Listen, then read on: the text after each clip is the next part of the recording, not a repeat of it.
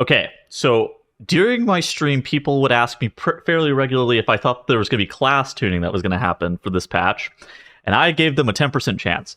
And there has been class tuning that's happened this patch. Maybe not to the degree that players would be hoping for. That's largely due to the fact that there was no class tuning coming into the season, and so there was basically the exact same meta in Season 4 as there was in Season 3, so it doesn't feel like anything's changed. And so people were kind of hoping for large class tuning. Now, as you can read at the title of this Wowhead post, Vintage Demon Hunter Nerf, Bouncer tier buff. There's some stuff that's obviously very relevant to me here, with both me playing a lot of Mythic Plus and playing a lot of Balance Druid. So, let's talk about some of the changes that we've seen. And so talk about some of the changes that we didn't see, kind of laugh at some of the classes that maybe got missed out on it here. First and foremost, Vintage Demon Hunter, Sigil Silence duration reduced to 4 seconds, was previously 5. Silence cooldown increased to 90 seconds, was 60. Sigil Silence definitely needed to be changed.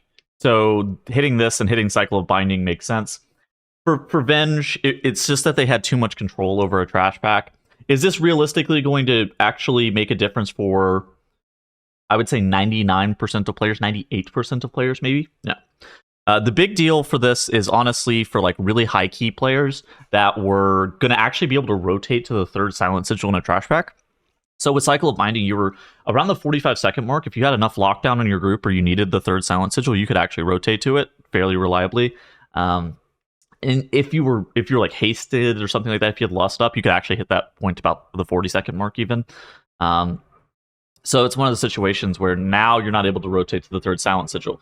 Now, having 2 charges of a 4-second Silent Sigil, being able to still a Pressing Roar, Venge is still going to probably be the dominant tank. I seriously doubt anything's going to change with that.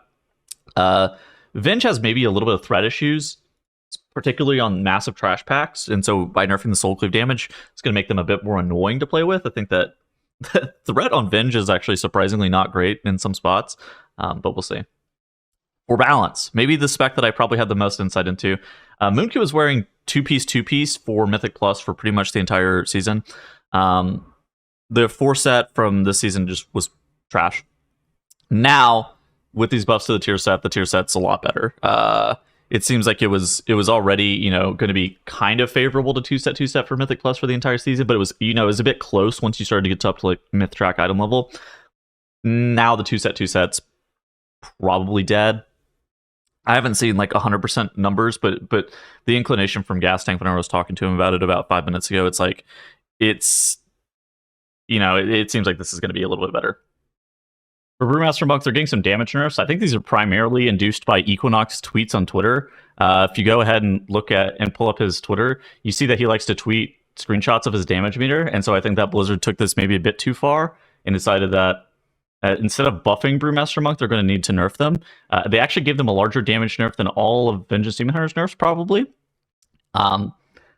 Definitely not helping the Brewmaster in the viability department. So kind of unfortunate for them, but maybe don't tweet screenshots of your damage on Twitter. That's the only rule here. Assassination Rogue, ability and auto attack damage increased by 6%. They're just getting aura buff. This is fine, doesn't really do anything. Affliction Warlock, definitely the worst of the Warlock specs as it currently stands. I played with Evade in some dungeons while he was playing AF earlier this week. And, it's kind of the same situation that AF has had the entire expansion, where it's like, they're very polarizing, where they do a lot of damage on mass AoE if they're talented for it, or they do a lot of damage on single target if they're talented for it, and they have nothing for mid-target counts, and they can't do the other damage profile if they're not talented for it. This doesn't necessarily fix that, because I think it's a larger issue with like the tree, where, I think Doom Blossoms, this is, the damage increase by Doom Blossoms was good. Soul Flame is already a large contributor of damage in things like Brackenhide Hollow and Algothar Academy, so increasing Soul Flame damage maybe makes them a bit more viable as like a Warlock option in those keys, especially at like a high end. You can maybe see AF get played because of the high target counts. I don't think that that's going to be true, but if you're already playing Affliction, this is definitely going to help you out a little bit. For Destruction Warlock, kind of similar to Mage last season, where Destruction, particularly in AoE, is really, really nasty. If you open up the old Warcraft logs, I think I understand why this happened. And so they hit primarily the single target of destruction. Because if you go and look at Warcraft logs, Destro just kind of fucking sucks on single target. And so it does kind of make sense that they're going to look at to buff the, you know, Chaos Bolt, Conflag, and Incinerate, which are primarily, you know, single target abilities. Now, Destro being really good and then getting a buff is still a bit questionable, particularly in the AoE department. I'm not going to complain as I'm playing a Destro Warlock this season, but I will say that Blizzard, whenever they go and, you know, buff these specs that have high representation in Mythic Plus because they're underperforming in Raid, really needs to maybe look at like what they're doing sometimes. So because if you look at like, you know, 15 level and up, you know, Destro Warlock was already starting to actually get a lot of traction. Their damage is like pretty good. For Fury Warriors, all ability damage increased by 3%. You know, the 2 set and the 4 set both actually getting buffs. Fury was a spec that they had to go through a lot of item level to actually get and equip their 2 set and their 4 set. And so actually, you know, buffing this up a little bit is good. I think that any changes that make your 2 set and 4 set from Season 4 more viable is always going to be positive. It's one of the situations where not equipping it is pretty much an unacceptable solution. So I think that Fury getting these changes is good. Blood Decay is the other one that I don't see on this list that's likely to wear 2 set, 2 set. I think that that's really stupid. And then there's the only other one is in Survival Hunter, which doesn't equip their 4 set at all in Mythic Plus, which is a joke.